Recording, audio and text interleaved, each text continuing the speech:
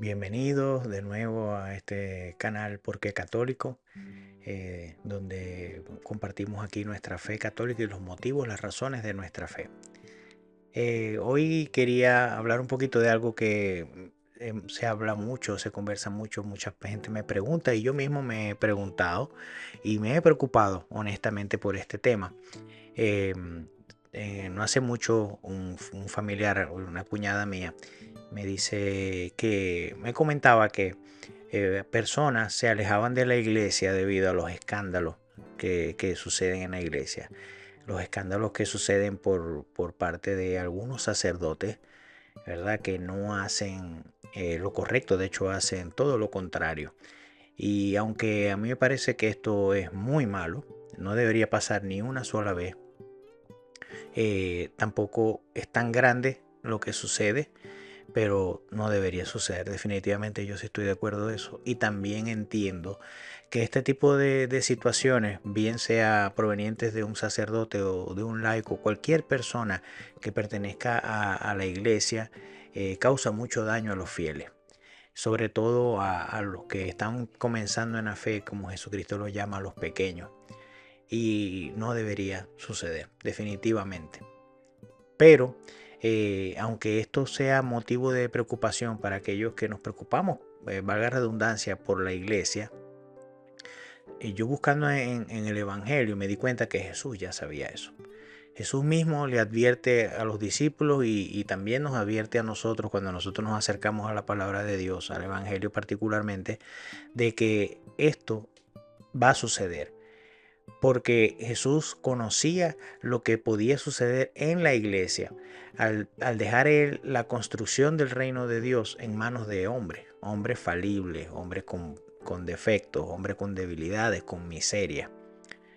Comenzando por el mismo instante que él escogió a sus discípulos, que apenas eran 12 y muy cercanos a él, porque recuerden que los discípulos, primero Jesús oró toda la noche, dice el Evangelio, para después escoger a los discípulos, los escogió por su nombre. Eh, Segundo, que siendo Jesús Dios, no se puede equivocar. Por lo tanto, él, al escoger a ellos, no podía esperar de ellos la perfección. ¿Por qué? Porque son hombres, son humanos. Y nosotros los humanos estamos marcados, estamos heridos por la consecuencia del pecado original, tenemos la concupiscencia y evidentemente vamos a pecar. La persona que diga yo no peco, dice el apóstol San Juan en la carta, que se hace mentiroso. Vuelvo y repito, yo con esto no quiero justificar nada, pero quiero proponer lo que sucede en el Evangelio y aplicarlo al día de hoy. ¿Y cuál debe ser la actitud de nosotros como cristianos católicos? Estos discípulos cometieron muchos errores estando con Jesús. Por ejemplo, Pedro, que fue la piedra sobre el cual Cristo funda la iglesia, lo negó en el momento crucial después de haberle dicho que iba a morir con él. Después Judas, que era su tesorero, lo robó y además lo traicionó por 30 monedas de plata. También los otros discípulos huyeron y solamente en la cruz estaba Juan. Se acuerdan también que Jesucristo en el Evangelio venía hablando de que iba a ser tomado preso, entregado a los paganos, iba a ser humillado, crucificado, y ellos mientras tanto discutían quién iba a ser, quién era el más importante. Entonces nos damos cuenta que igual que nosotros los apóstoles eran humanos, y esto es lo que conforma el cuerpo de Cristo, la iglesia. Somos hombres y mujeres con defecto. Pero esto que Jesucristo, que estos discípulos, igual que en la iglesia de hoy, se equivocan, no se debe a una equivocación de Jesucristo, no se debe a que Jesús no tomó bien la decisión o que los escogió mal, porque si Jesús siendo Dios es infalible. Lo importante de aquí yo pienso que es que tenemos que entender lo que Jesús nos quiere enseñar. Hay una parte en el Evangelio que Jesús hace una parábola del trigo y la cizaña. Y nos advierte con esta parábola Jesucristo que en la iglesia encontraremos malos y buenos mezclados y que no será fácil diferenciarlos por un momento. Esto lo encontramos en Mateo 13, del 24 al 30. Y dice así: Otra parábola les propuso diciendo: el reino de los cielos es semejante a un hombre que sembró buena semilla en su campo. Pero mientras su gente dormía, vino su enemigo, sembró encima cizaña entre trigo y se fue. Cuando brotó la hierba y produjo fruto, apareció entonces también la cizaña. Los siervos del amo se acercaron a decirle: Señor, ¿no sembraste semilla buena en tu campo? ¿Cómo es que tienes cizaña? Él les contestó: algún enemigo ha hecho esto. Dícenle los siervos: ¿quieres pues que vayamos a recogerla? Díceles: no, no sea que al recoger la cizaña arranquéis a la vez el trigo. Dejad que ambos crezcan juntos hasta la siega, y al tiempo de la siega diré a los segadores: recoged primero la cizaña y atadla en gavillas para quemarla, y el trigo recogerlo en mi granero. Entonces fíjense, cuando él habla de esta parábola refiriéndose al reino de los cielos, no se está refiriendo al cielo como tal, sino a la iglesia, porque en el cielo evidentemente no puede haber cizaña. Vamos a empezar por ahí. No puede haber nada malo en el cielo. Entonces, si él está diciendo que el reino de los cielos se parece a un amo que siembra, ¿verdad?, semilla buena, pero que el enemigo mete cizaña, está hablando de ahorita. Está hablando de este tiempo, antes del juicio. Y Jesús está diciendo a través de esta parábola que el enemigo va a sembrar cizaña. Y la primera reacción de los siervos es: vamos a arrancar la cizaña. ¿Quieres que quitemos la cizaña? Jesús responde: no, porque se puede confundir con el trigo. Entonces resulta que a veces estamos mezclados en la iglesia, buenos y malos, y es difícil diferenciar entre uno y otro. Cuando Jesús recomienda, y no solamente recomienda, manda a que se separen, es cuando den fruto. Porque él mismo dice: por su fruto los reconoceréis. La cizaña y el trigo se parecen mucho. Lo que las diferencia es el fruto. Cuando el trigo da frutos, se diferencia bastante del fruto que bota la cizaña. Entonces Jesús dice: hay que esperar que den fruto para poderlos diferenciar. Y ahí entonces él dice que los podemos separar y uno se ha tirado al fuego y el otro al granero. Sin embargo, nosotros podemos hacer aquí una interpretación, pero no vale la pena que lo hagamos todavía completa, porque los mismos discípulos le piden a Jesús que les explique cómo es esta parábola. Y esto lo encontramos en Mateo 13, del 37 al 43. Vamos a ver cómo lo explica nuestro Señor Jesús. Él les respondió: el que siembra la buena semilla es el Hijo del Hombre. El campo es el mundo. La buena semilla son los hijos del reino. La cizaña son los hijos del maligno. El enemigo que la sembró es el diablo. La siega es el fin del mundo. Y los segadores son los ángeles. De la misma manera, pues, que se recoge la cizaña y se la quema en el fuego, así será el fin del mundo. El Hijo del Hombre enviará a sus ángeles, que recogerán de su reino todos los escándalos y a los obradores de iniquidad, y los arrojarán en el horno de fuego. Allí será el llanto y el rechinar de dientes. Entonces los justos brillarán como el sol en el reino de su Padre. El que tenga oídos, que oiga. Ahí termina la explicación de Jesús de esta parábola. Entonces nosotros podemos sacar de ahí muchísimas conclusiones, pero tomando este tema, fíjense que los que son cizañas son los que obran escándalo e iniquidades. ¿Qué podemos también tomar nosotros ahí? Primero, cuidarnos de no ser nosotros la cizaña, los que provocan escándalo, los que cometen iniquidades. Porque Jesús mismo nos advierte que va a haber un juicio. Va a haber un juicio. Igual que si nosotros vemos que una persona comete el pecado de escándalo, hace daño a otro miembro de la iglesia, abusa de otro miembro de la iglesia, van a ser juzgados. Pero es el Señor el que juzga, no somos nosotros. Fíjense que el Señor dice que los que van a cegar son los ángeles. Nosotros sí nos corresponde estar pendientes y podemos nosotros corregir al que se equivoca. Pero el que hace el juicio es nuestro Señor. Ya Él nos lo ha dicho. Y es que Jesucristo, en su infinita sabiduría, ya sabía que la iglesia iba a ser atacada por fuera y por dentro.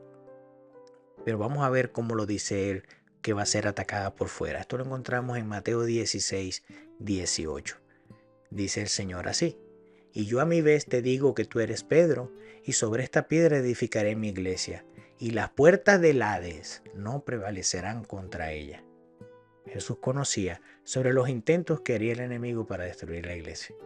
Lo sabía tanto que oraba por eso. Esto lo vemos en Lucas 22, del 31 al 32.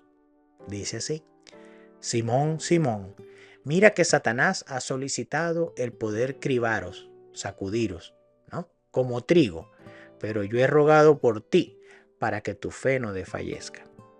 Y cuando tú hayas vuelto, confirma a tus hermanos. Ahí Jesús nos advierte, además, que los escándalos van a tratar de tambalear a la iglesia. Y vaya que tiene razón Jesús ahí. Vaya que Jesús sabía eso y que sabía que él tenía que orar, ¿verdad? En este caso por Pedro, para que él pudiera confirmar en la fe a aquellos que pudieran estar dudando debido a los escándalos, debido a las zarandeadas que Satanás había pedido poder hacerle a la iglesia. También Jesús, como les venía diciendo, sabe que los escándalos son inevitables. Y nos los dice en Lucas 17:1.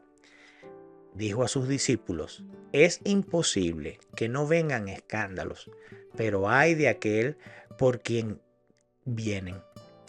Y advierte después las consecuencias de escandalizar a los que no están firmes en la fe, es decir, a los pequeños. Lucas 17:2 dice: más le vale que le pongan al cuello una piedra de molino y sea arrojado al mar, que escandalizar a uno de estos pequeños. Fíjense que ahí nos enseña qué hacer cuando vemos a alguno que hace lo que no es debido. Cosa que muchas veces cuando vemos a alguna persona que hace lo que no es debido, por andar con ideología de que no debemos juzgar, invitando que debemos perdonar todo y nos quedamos callados, y no debe ser así. Fíjense lo que sigue diciendo en este mismo capítulo de Lucas 17, pero ahora en el versículo 3. Jesús dice: cuidaos de vosotros mismos. Si tu hermano peca, repréndele, y si se arrepiente, perdónale. Y si peca contra ti 7 veces al día y 7 veces se vuelve a ti diciendo: me arrepiento, le perdonarás. Fíjense que después que nosotros vamos al Evangelio y nos enseña que Jesucristo ya conocía los escándalos, podemos sentir más tranquilos y más confiados en las promesas del Señor. Además, tenemos dos opciones: o nos quedamos por los Pedros y los Judas, nos vamos por los Pedros y los Judas, o nos quedamos por Jesucristo. Yo siempre digo a las personas: tenemos que concentrarnos en Jesucristo, porque si nosotros seguimos hombres, por supuesto que nos vamos a decepcionar. Yo fallo y sé que lo más probable es que voy a fallar, porque soy pecador, porque no soy perfecto, porque estoy en mi camino de conversión y que puede ser que tropiece. Le pido a Dios que me dé la gracia de no cometer pecado de escándalo, que ya lo he hecho. Pero tampoco puedo decir que ni yo ni nadie dentro de la iglesia lo va a hacer. Por muy bueno que sea, por muy bueno que sea, por muy alto que esté en la jerarquía, eso nosotros no lo podemos asegurar de que no va a suceder. Entonces lo que más nos conviene a nosotros es, claro, tenemos maestros, tenemos los apóstoles, tenemos muchos ministerios en la iglesia que se ven, que vamos a observar, de los cuales vamos a aprender. Pero no podemos alejarnos de la iglesia por las personas, porque nosotros vamos a la iglesia, debemos ir a la iglesia, es por Cristo. Tenemos que enfocarnos en Cristo, concentrarnos en Cristo. Para terminar esto, yo quería hacer la misma petición con la que le responden los discípulos a Jesús en este mismo capítulo de Lucas 17, pero en el versículo 5. Fíjense que los discípulos le dicen al Señor, Señor, aumentanos la fe. Los discípulos no dicen, Señor, no, que no pasen esos escándalos. Señor, no, que no nos demos cuenta. Señor, no, que no nos afecte. Señor, nos saca a esas personas para que no cometan esos pecados o evítame a mí, Señor. No, ellos dicen, aumentanos la fe. Y eso es lo que tenemos que pedirle a nuestro Señor Jesucristo. Que nos aumente la fe para que los escándalos no la debiliten. Para que los escándalos no nos hagan alejarnos de la iglesia por estar enfocados en los Judas y dejarnos de mirar a Jesucristo. Esto es lo que le quería decir en este video. Espero que los haya ayudado en estas dudas que tienen. Espero que si alguien está pasando por una crisis de fe debido a un escándalo del que ha sido testigo o víctima incluso, esto los pueda ayudar. Vamos a quedarnos por Cristo. Porque nosotros somos cristianos católicos, seguimos a Cristo. Seguimos a Cristo, no a la gente. ¿Ok? Nos vemos, gracias por haber estado hasta el final. Por favor, denle like, compártalo si les parece útil para otras personas. La idea es que el mensaje llegue a muchas más personas y que de esta manera los ayude. Dios los bendiga y hasta luego.